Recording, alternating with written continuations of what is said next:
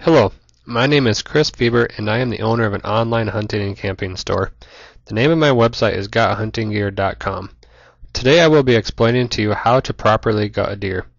Now there are many ways to gut a deer, and there really is no right or wrong way of gutting a deer. But it is good to know a little bit of how to gut a deer and what it all involves. Okay, first of all, you better make sure that you have everything before you start. You will need the following items. You will need a good sharp knife. I prefer one that isn't so big and bulky because the bigger it is, the harder it is to get in small areas, for example the cavity area. Some knives have a hook at the end that they use to cut the inner layer of the stomach, which I will explain later on in the video. Now you need shoulder-length gloves, and if available some hand latex gloves that go over your other gloves. So that way you have more control over the knife and you don't cut yourself. I prefer the plastic shoulder-length gloves and latex gloves that are disposable. That way when you're done you can put your heart and liver in the gloves if you want to take them home for a meal. You don't even have to have gloves if you don't want to, but you will get full of blood and sometimes you don't have access to water. So with the gloves you can stay cleaner. Okay, now that you have your supplies we can start now. Just so you know, it is always best to gut your deer out as soon as you shoot it. But it depends on where you shoot the deer. If the deer was shot in the stomach, you have to do it as soon as possible because of all the stomach acid that can go into the meat. If you shot the deer in the leg or shoulder, you will be okay for a few hours as long as it is cool outside. But like I said, the sooner the better. This always works best if you have two people too. It works good to have one person hold up the legs while you gut out the deer. It is always nice to find a level spot, or if you could find a nice stream of water and gut your deer there. Okay, let's start. First you want to put your gloves on and have the deer lying on its back, so that way its forelegs are sticking up. Then you take your knife and start at the brisket of the deer. This would be the chest of the deer. And pierce just the skin with the hair on it and go downwards in a straight line all the way down to the bottom of the deer between its back legs. It is important that you always go with the hair and not against the hair, because if you go against the hair, you will have hair all over your meat. Okay, if you have a doe, you cut off the milk bag, and if it's a buck, you cut off the testicles and go down towards the rectum. And this line is all the way straight from the brisket and only the one layer of the skin.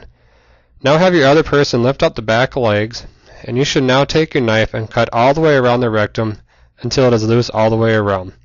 Now take your knife and cut the last layer of skin, that straight line you made from the brisket to the back legs. Make sure to keep your fingers in between the stomach and the knife, that way you don't pop the guts. Now if you had a knife with a hook at the end, you can just guide it all the way down the last layer and you have less chance of popping the gut. This works pretty well if you have that kind of a knife. Now once you have your cut made, now let the deer lay on its side. Take your hands and start pulling out the guts. You might have to have one hand inside cutting the guts from the stomach wall.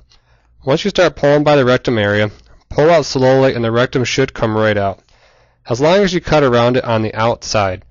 Basically you will put it through the pelvic area.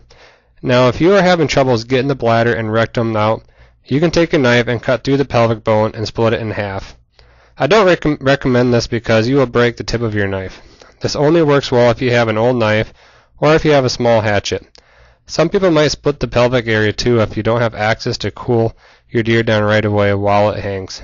This way the meat can cool down faster. And sometimes people put ice in the pelvic area too to cool it down. But now like I said, this depends on what the temperature is outside. If it is cooler than 35 degrees, you are just fine without cutting the pelvic area and putting ice in there. But if it hangs during the day and the temperatures rise to 50 and above, you might want to put some ice in the pelvic area so that way you cool the deer down, so that way you do not harm your meat. Okay, now go back to the front and cut the heart, lungs, and liver out and pull out the esophagus tube.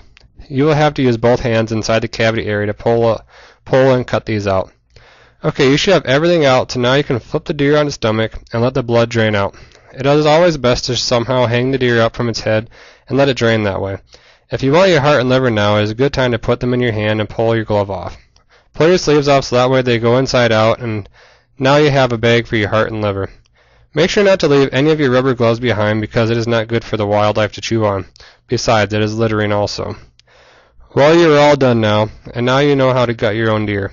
Just make sure to put your tag on the deer's leg before you transport it, because you can get into a lot of trouble transporting a deer without a tag on its leg.